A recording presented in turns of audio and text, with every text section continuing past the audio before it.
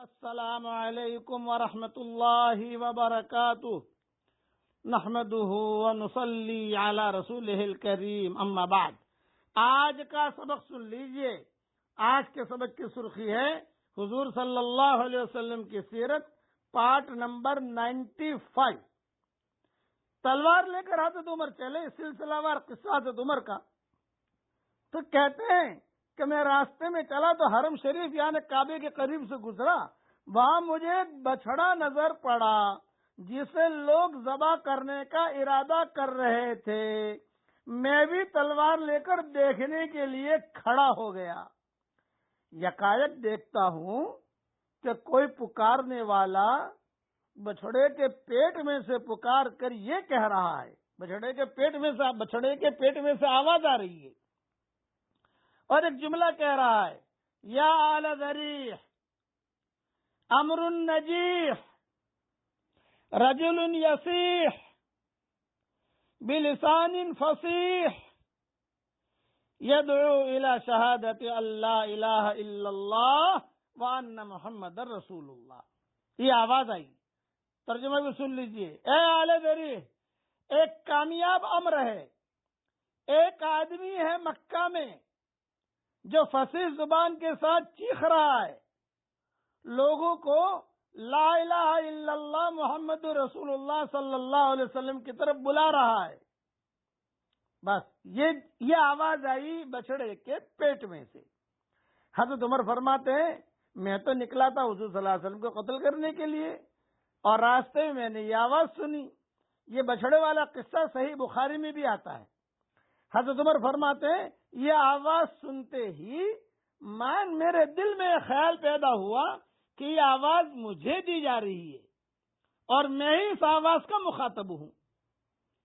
بس حضرت عمر پھر بھی تھوڑا سوچتے رہے، پیچھے ہٹوں، آگے جاؤں، گھر چلا جاؤں، لیکن جب پیچھے ہٹنے کا ارادہ کرتا تو وہ 100 BMW نظر آتی تھی حتیم کے سامنے میدان میں۔ ارے میں نے اگر یہ کام نہ بجایا تو یہ 100 اٹھنی نہیں ملے گی مجھ کو، میں فوراً مالدار بن جاؤں گا، جیسا آج کل لوگ مالدار بننے کے لیے قرضدار بنتے ہیں، ہیرا پھیری کرتے ہیں۔ تو حضرت عمر جو ہے یہ کہتے تھے کہ میں پیچھے ہٹوں، آگے بڑھوں، لیکن شیطان غالب آ گیا۔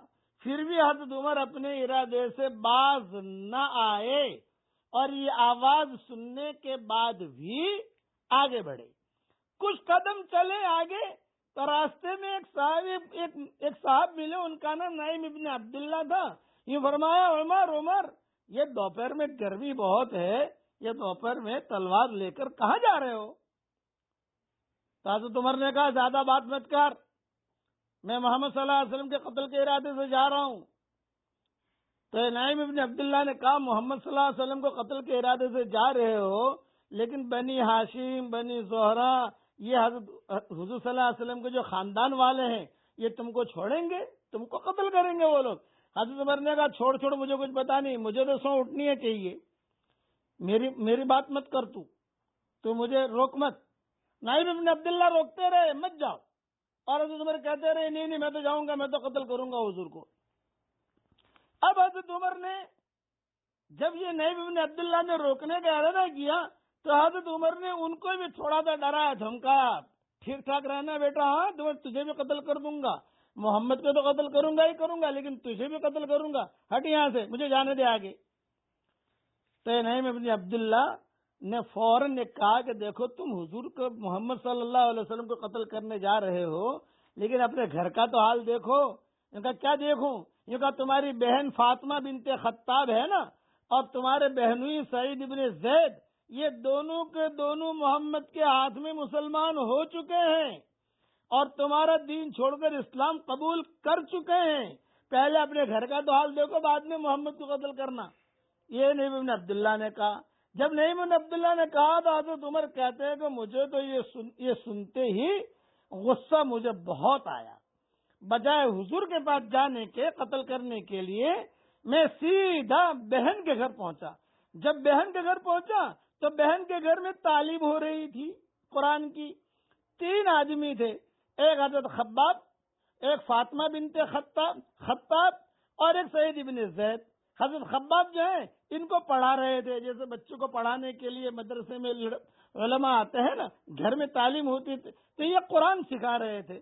حضرت خباب جو ان کی بہن اور بہنوئی کو تعلیم دے رہے تھے، یہ انہوں نے دیکھا حضرت خباب نے کہ او ہو عمر آئے ہیں، عمر آئے ہیں عمر، تو حضرت خباب عمر کی آہٹ سنتے ہی گھر کے کونے میں چھپ گئے۔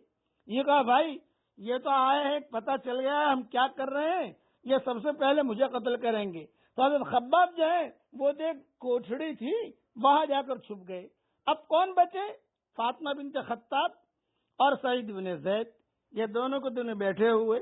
حضرت عمر پہنچے تو حضرت عمر نے کہا بھئی کیا کر رہے ہو تم لوگ کیا بگڑ گئے ہو؟ تو میں نے سنا ہے کہ تم نے محمد کا دین قبول کر لیا ہے۔ یا حضرت عمر غصے میں تلوار۔